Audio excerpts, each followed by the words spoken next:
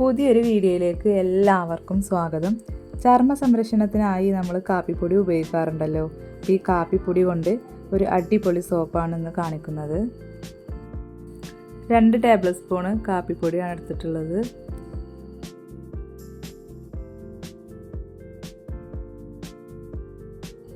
പിന്നെ ഇതിലേക്ക് വേണ്ടത് തേനാണ്. തേന് മുഖത്ത് കരിവാളിപ്പ് മാറാനും ചുളിവുകൾ അകറ്റാനും അതുപോലെ പാടുകൾ ഇല്ലാതാക്കാനൊക്കെ നല്ലതാണ് കേട്ടോ. അപ്പോൾ ഇതിലേക്കൊരു 3 ടേബിൾ സ്പൂണ് തേനാണ് ചേർത്തെടുക്കുന്നത്. തേനും പിന്നെ കാപ്പിപ്പൊടിയും പാടെ മിക്സാക്കിയിട്ട് നമുക്ക് അത് മുഖത്ത് തേച്ച് കൊടുത്താൽ നമുക്ക് മുഖത്തിന് നല്ലൊരു മാറ്റം കാണാം. ഒന്ന് രാത്രിയൊക്കെ മുഖം ഒന്ന് തേച്ചിട്ട് ഒന്ന് പച്ചവെള്ളത്തിലൊന്ന് വെറുതെ കഴുകി കളഞ്ഞ് തന്നെ നമുക്കതിനൊരു മാറ്റം കാണാം. അപ്പോൾ അതുകൊണ്ടൊരു സോപ്പാണ് ഉണ്ടാക്കി കാണിക്കുന്നത് കേട്ടോ. പിന്നെ ഇതിലേക്ക് ചേർത്ത് കൊടുക്കുന്നത് ഗ്ലിസറിനാണ്. അപ്പോൾ ഒരു ടീസ്പൂൺ ഗ്ലിസറിനാണ് കേട്ടോ ഇതിലേക്ക് ചേർത്ത് കൊടുക്കുന്നത്. 500 ഗ്രാം സോപ്പ് ബേസ് കൊണ്ടാണ് കേട്ടോ ഈ സോപ്പ് ഉണ്ടാക്കുന്നത്. അപ്പോൾ ഇത് ഗ്ലിസറിൻ്റെ സോപ്പ് ബേസാണ്, എന്നാലും ഒരു ടീസ്പൂണ് ഗ്ലിസറിൻ കൂടെ ഇതിലേക്ക് ചേർത്ത് കൊടുക്കുകയാണ്.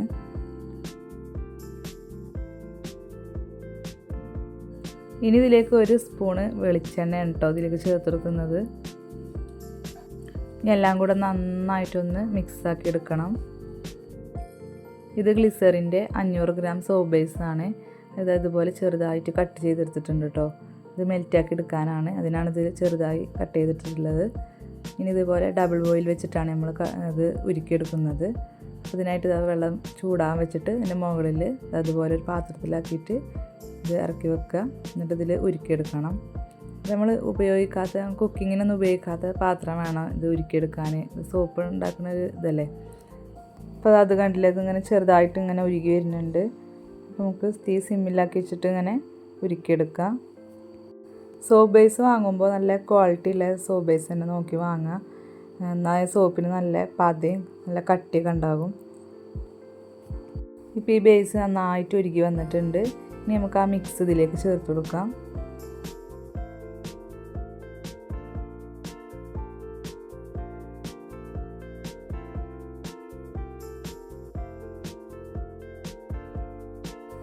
തീ കുറച്ചത് പതുക്കെ ഒന്ന് ഇളക്കി കൊടുക്കുക. 2 മിനിറ്റ് ഇതൊന്ന് ഇങ്ങനെ വെക്കണം. എന്നിട്ട് അതിന് ശേഷമാണ് നമുക്ക് ഇതിൻ്റെ സ്മെല്ല് ഒഴിച്ച് കൊടുക്കേണ്ടത്. തീ ഓഫാക്കിയതിന് ശേഷം നമുക്ക് ഇതിലേക്ക് സ്മെല്ലിനെല്ലാം ചേർത്ത് കൊടുക്കുക. അപ്പോൾ എൻ്റെ കയ്യിൽ പിയേഴ്സിൻ്റെ സ്മെല്ലാണുള്ളത്. അപ്പോൾ അതാണ് ഞാൻ അതിലേക്ക് ചേർത്ത് കൊടുക്കുന്നത്. നമ്മളെ കയ്യിൽ ഏത് സ്മെല്ലാണോ ഉള്ളത് അതിലേക്ക് ഈ ടൈമിൽ ചേർത്ത് കൊടുക്കുക. എന്നിട്ടൊരു പതുക്കെ ഒന്ന് ഇളക്കിയതിന് ശേഷം നമുക്കിത് മോൾഡിലേക്ക് ഒഴിക്കാം. ചൂടോട് കൂടി തന്നെ മോൾഡിലേക്ക് ഒഴിക്കാം. ഒരു സോപ്പ് 90 ഗ്രാം വരുന്നൊരു മോൾഡാണ് കേട്ടത്. ഈ ഒരു മിക്സ് കൊണ്ട് 90 ഗ്രാമിൻ്റെ 6 സോപ്പാണ് കേട്ടോ ഉണ്ടാക്കിയിട്ടുള്ളത്. ഇതിൻ്റെ മുകളിൽ കാണുന്ന ഈ പദമാണെങ്കിൽ ഒരു സ്പൂൺ വെച്ചിട്ട് ഒഴിവാക്കുക. പക്ഷെ ഞാനിവിടെ ഒഴിവാക്കുന്നില്ല അത്. ഇനി ഇതൊരു 3 മണിക്കൂർ ഈ സോപ്പ് ഉണങ്ങാനായിട്ട് വെക്കുക. ഇപ്പോൾ ഒരു 3 മണിക്കൂറായി. സോപ്പിൻ്റെ അടിഭാഗമൊക്കെ ഒന്ന് കട്ടിയിട്ടുണ്ട്. അപ്പോൾ നമുക്കിത് ഓരോ സോപ്പായിട്ട് ഇതിൽ നിന്ന് ഇങ്ങനെ എടുത്ത് നോക്കാം. അപ്പോൾ നല്ല രീതിയിൽ സോപ്പ് കിട്ടിയിട്ടുണ്ട് കേട്ടോ. നമുക്ക് ഓരോ സോപ്പും ഇതിൻ്റെ ഈ മോൾഡിൽ നിന്ന് എടുത്ത് മാറ്റാം. കാപ്പിപ്പൊടി നമ്മുടെ ചർമ്മത്തിന് ഉപയോഗിച്ചാൽ ഒരുപാട് ഗുണങ്ങളുണ്ട്. നമ്മുടെ മുഖത്തിലെ ചുളിവുകളും പാടുകളൊക്കെ മാറാനും പിന്നെ മുഖം തിളങ്ങാനും ഒക്കെ നമുക്ക് ഈ കാപ്പിപ്പൊടി ഉപയോഗിക്കാം. പിന്നെ അതുപോലെ തേനും അതുപോലെ മുഖത്തിന് നല്ല ഇതാണ്, തേക്കുന്നതൊക്കെ നമ്മളെ സ്കിന്നിനൊക്കെ നല്ലതാണ്.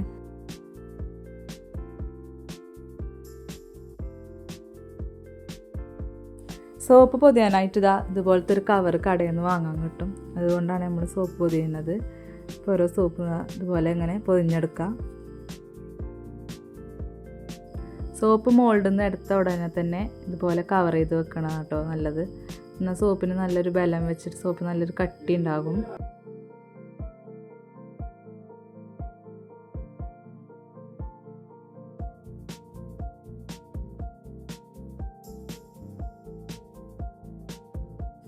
എല്ലാ സോപ്പും ഇതുപോലെ പൊതിഞ്ഞെടുത്തിട്ടുണ്ട്. പിന്നെ 2-3 ദിവസം കഴിഞ്ഞിട്ട് ഈ സോപ്പ് നമുക്ക് ഉപയോഗിക്കാൻ തുടങ്ങാം. വീട്ടിൽ കാപ്പിപ്പൊടിയൊക്കെ ഉണ്ടെങ്കിൽ ഈ സോപ്പൊന്ന് ഉണ്ടാക്കി നോക്കണം. ഇതിൽ നിന്നൊരു സോപ്പ് എടുത്തിട്ട് ഇതിന് നല്ല പതമൊക്കെ ഉണ്ടോ എന്നല്ല ഒന്ന് കാണിച്ചു തരാം. ഈ സോപ്പ് ഉണ്ടല്ലേ, ഇതിന് നല്ല പതയും കാര്യങ്ങളൊക്കെ ഉണ്ട്. അപ്പോൾ നല്ല ബേസാണ് കേട്ടോ ഈ സോപ്പ് ബേസ്. അപ്പോൾ അതുപോലത്തെ നല്ല ബേസ് തന്നെ നോക്കി വാങ്ങി ഉണ്ടാക്കുക. ഈ വീഡിയോ നിങ്ങൾക്ക് ഇഷ്ടപ്പെട്ടാൽ ലൈക്ക് ചെയ്യാനും ഷെയർ ചെയ്യാനും കമൻറ്റ് ചെയ്യാനും കൂടെ സബ്സ്ക്രൈബ് ചെയ്യാനും മറക്കരുതേ.